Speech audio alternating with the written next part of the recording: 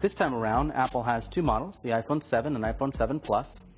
Although the exteriors of the phones may look very similar to last year's, things like the new flash, the water resistance, and a bunch of other little features, including the new camera system, I think add up to a definite purchase, especially if you're up for an upgrade.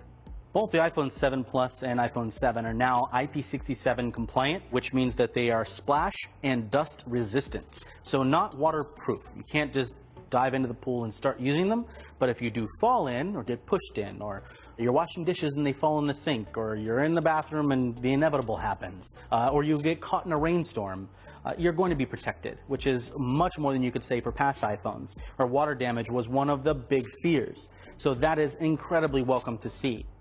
Both the iPhone 7 and iPhone 7 Plus have a 12 megapixel camera with a new sensor. The optical image stabilization is included on both now. Both the camera sensors are now able to capture wide gamut color, further into the reds, further into the blues, and further into the greens than could be captured before.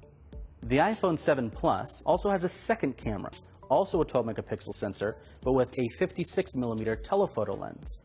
So what this new camera system does is it allows you to shoot at either wide angle or telephoto optically, greatly improving your image quality, especially at a distance.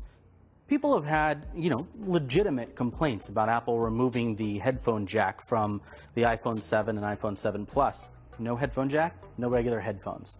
It's annoying, honestly.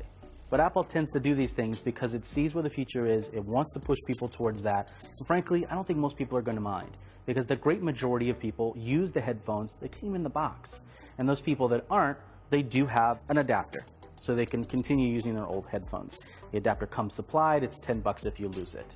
So is it annoying to have an adapter for this time period between now and when almost every headphone is wireless? Absolutely. But is it worth making that investment?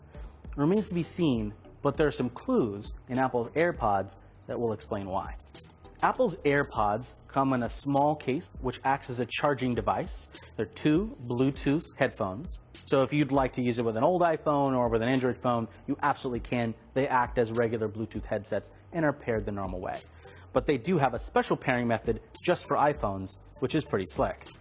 Not to be overshadowed by the lack of a headphone jack, there are other physical changes to these new iPhones that I think are actually very clever. One is the lack of a physical home button.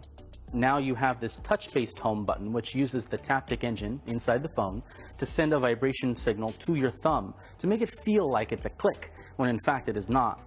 There are also two new finishes. One, jet black, and then you have what they call black, or black, which is a sort of matte finish.